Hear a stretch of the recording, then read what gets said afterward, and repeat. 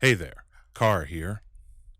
I've seen some debate and discourse going back and forth over whether we should platform or debate fascists and far right activists in the online sphere. Um, and I think we can look at a philosophical argument, and we can also look to history to sort of guide us. And that ultimately is where I'm going to derive my stance on the subject from. So, if you have someone, and I'm not talking about people who just consume far right content or people who consume fascist propaganda, that's people who perhaps there could be an argument made to expend the energy to rehabilitate those who have been taken in by said propaganda. However, that's an argument that could be made. I might debate the efficacy of that, but there might be merits to it. But talking about actual content creators, actual activists, actual far right demonstrators, people who are public figures, people with a platform, people with power and influence, people who have said and maybe done really horrendous things in the name of their far right or fascistic activism, I do not see the merits in debating these individuals, and mainly because their existence is not in good faith. Their arguments are not going to be in good faith.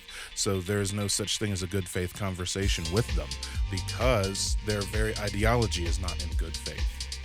And when I say that they are not existing in good faith, because most of them will not tell you straight up that their goal is ethnic cleansing, but ideologically their goal is ethnic cleansing. They just won't admit it.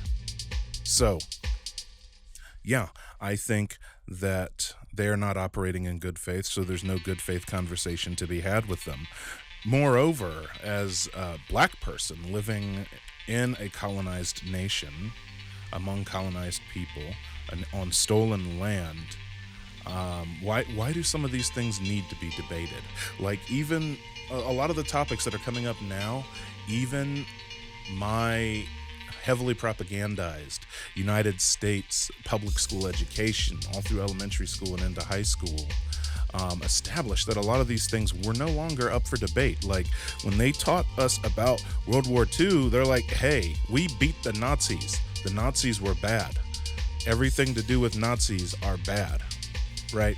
So, debating Nazis is something I thought, at least, we had established a long time ago that there was no debate. We had settled it a long time ago where we stood on the Nazi issue, and a lot of people lost their lives in that process as well. So then you have to ask yourself, why are we debating these issues? Why is race realism something that needs to be debated? Why are women's reproductive rights something that need to be debated? Why is the allowing the existence of trans people something that needs to be debated? Why is the existence of black people in America something that needs to be debated? Why is IQ something that needs to be debated? These things are presented without evidence, and so they can be dismissed without evidence. This shouldn't have to be a debate because all of these things are tied to people's humanity. We're talking about people's humanity here, okay? I have no kindness, no politeness. I have no patience to debate these items because there shouldn't be an argument. The moment it becomes about something that is vital to someone's core humanity, like, should black people be here? Should non-white people live in a country? Or should there not be freedom of movement among all human beings? There's no more to discuss. There's nothing more to argue. And I think that's something that we've definitely lost the plot on when we get so caught up in these online debate circles, is that all of a sudden we've taken a step backward, and now all of these subjects are back on the table. All of these subjects are back up for discussion again, and in that regard I think we're moving backwards in political discourse. We're not moving forward.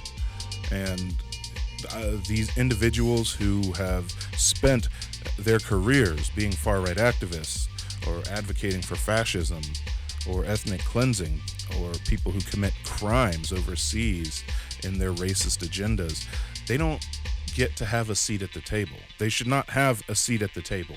That's not how we defeat their ideology. The whole point is to remove their platform. The whole point is to silence them and their voice, to drown them out, to be louder than them, to take away their ability to reach an audience. That's the point. Not to give them an opportunity to speak to an audience. That's very counterintuitive. It's counterproductive too, if you think about it. So ultimately, I'd like to take a lesson from history, right? I don't listen to a lot of classic folk music or country western music, but fun fact, even country music has been somewhat colonized in the modern era. The absolute garbage that they play on the radio now is unrecognizable compared to the country music of the early 20th century, which almost all of it was centered around protest songs of protest. You see, a lot of the patriotic songs of the United States were based off of classical gospel hymns, many of which were derived from classical music scores, right? So they took the tune of these gospel hymns and made patriotic songs based off of them. So leftist organizers and agitators opted to do the same, and they took the themes from what many may recognize as patriotic songs, and they put uplifting words about organization and about unionizing and about fighting against the state into these songs. They even distributed songbooks much in the same way, because they had to be easy to remember, so they used patriotic songs, because you got to understand a lot of the laboring population may not necessarily have known how to read at the time. So they distributed these songbooks, and local organizers in that area would teach these workers these songs. This is how you get songs like Solidarity Forever. One such singer, who was pretty famous, made a song called This Land Is Your Land. And this has been co-opted to be a patriotic song, but it really was a song talking about the openness and borderless nature of what the United States could and should be, and how nobody should not be made to feel welcome here in the United States. That's what that song is about. It was written by a leftist. And I think if we want to take a lesson from history on what to do about fascists, we only need to take a look at Woody Guthrie's guitar, because the sign on his guitar gives us the perfect instructions on what to do to fascists. Anyway, that's all I had. I've got a couple longer videos in the works. Thanks for watching, everybody. Click the like button, subscribe, and hit the bell. And I also have a Patreon if you'd like to support this channel and help me to make more videos. Okay, thanks. Bye.